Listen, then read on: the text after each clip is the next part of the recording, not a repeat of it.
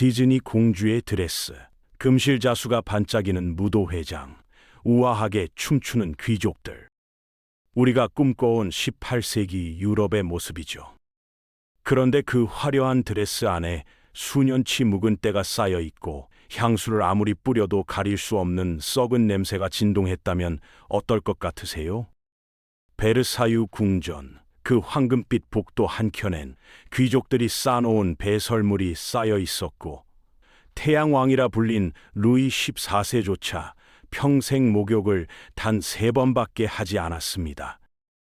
이건 과장이 아닙니다. 실제 역사 기록에 남아있는 이야기거든요. 오늘은 우리가 동경해온 귀족 사회의 민낯, 그리고 그 더러움이 어떻게 현대 문명을 만들어냈는지 낱낱이 파헤쳐 드립니다. 지금 우리에게 샤워는 아침에 눈 뜨면 당연히 하는 일상이죠.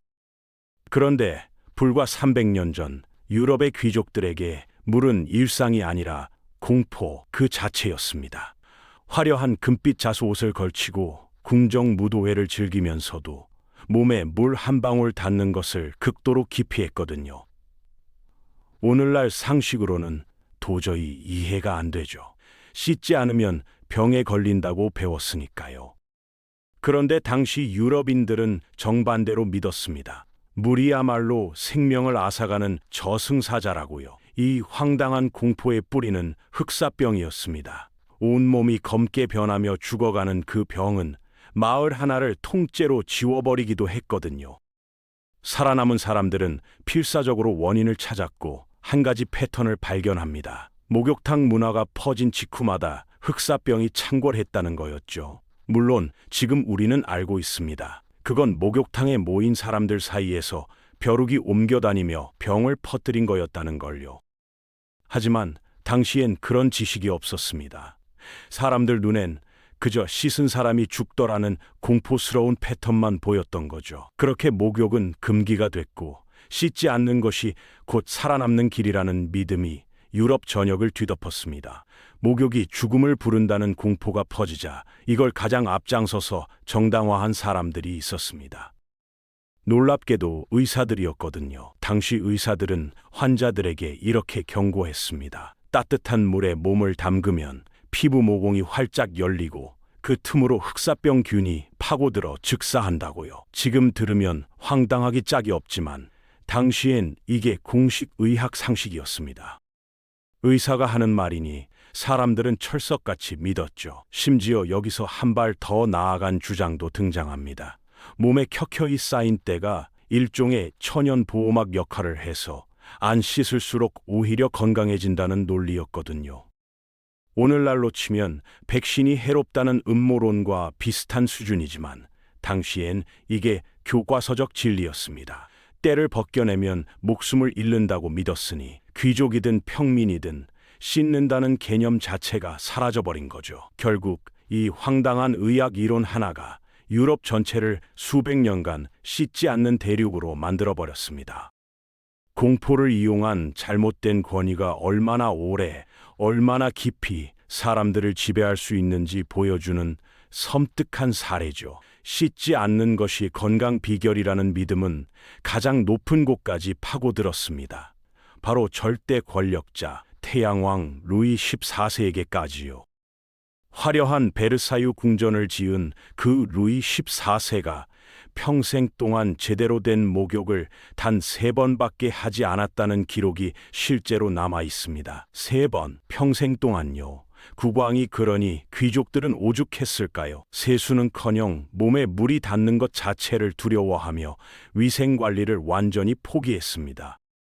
그렇다고 아무것도 안 한 건 아니었어요. 귀족들 나름의 청결의식이 있었거든요. 알코올을 묻힌 천조각으로 얼굴에 기름기를 쓱 닦아내는 게 전부였지만요. 지금으로 치면 클렌징 티슈 한 장으로 매일 버티는 셈이었습니다. 그나마도 얼굴만 해당됐고 몸 전체는 그냥 방치였죠.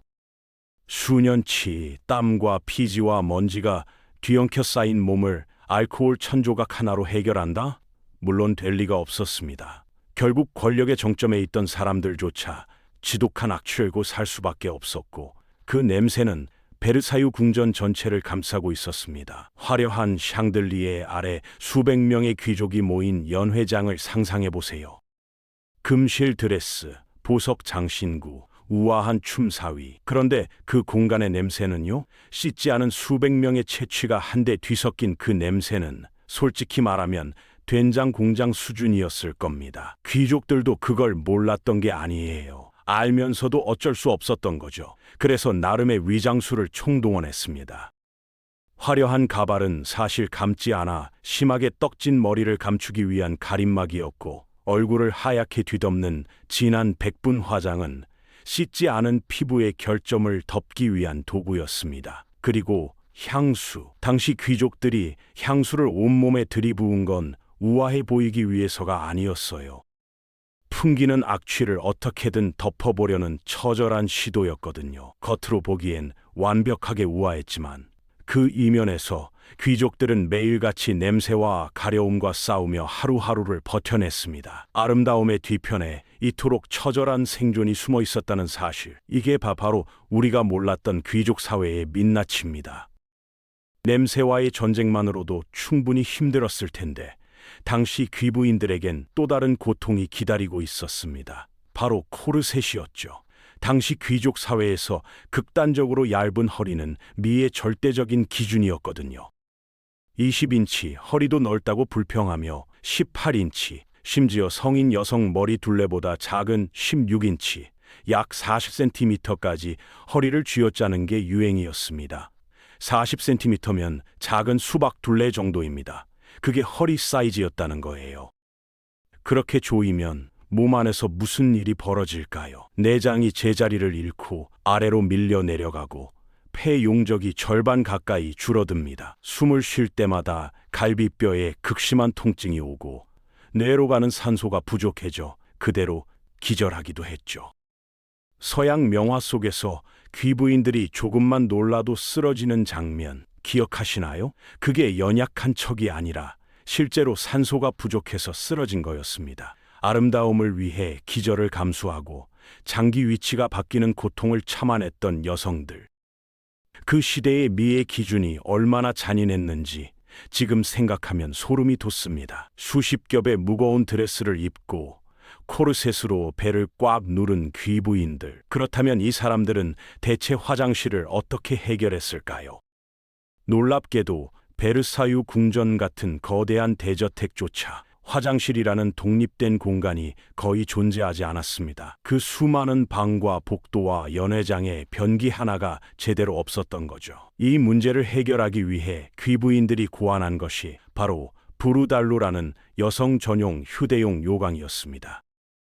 연회 도중 신호가 오면 하녀가 부르달루를 귀부인의 넓은 드레스 밑으로 살짝 밀어 넣었어요. 귀부인은 선체로 주변 사람들과 대화를 이어가면서 은밀하게 볼일을 봤습니다. 옆 사람은 전혀 눈치채지 못한 채로요.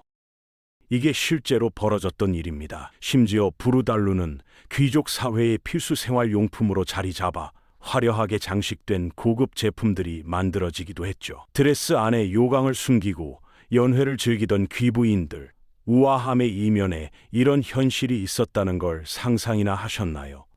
부르달루가 있다고 해서 문제가 완전히 해결된 건 아니었습니다. 하녀가 제때 챙겨오지 못하거나 상황이 너무 급박하면 귀족들은 그냥 궁전 안에서 해결했거든요.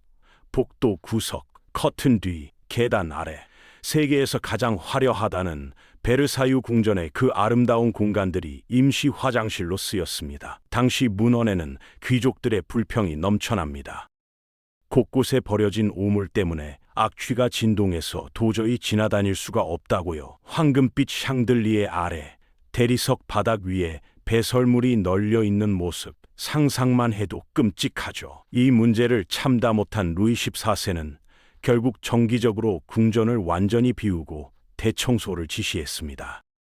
깨끗해졌다 싶으면 다시 더러워지고 또 비우고 청소하는 악순환이 끝없이 반복됐죠. 전 세계에서 가장 화려하다고 칭송받던 베르사유 궁전의 실제 별명은 귀족들 사이에서 거대한 똥밭이나 다름없었습니다. 화려함과 오물이 공존하던 그 공간이 당시 유럽 귀족 사회의 민낯을 가장 압축적으로 보여줍니다. 궁전 안이 이 정도였다면 궁전 밖 일반 거리는 어땠을까요? 상상을 초월했습니다. 당시엔 현대식 상하수도 시스템이 아예 존재하지 않았거든요. 사람들은 집안에 요강을 두고 우물을 모았는데 이걸 처리할 방법이 없었습니다. 그러다 보니 자연스럽게 생긴 일과가 있었는데 창문을 열고 길 밖으로 그냥 던져버리는 거였어요. 그나마 양심 있는 사람들은 던지기 전에 한마디 외쳤습니다. 가르드로, 물 조심하라는 뜻이었죠. 이 외침을 들은 행인들은 머리를 감싸 쥐고 빛의 속도로 도망쳐야 했습니다.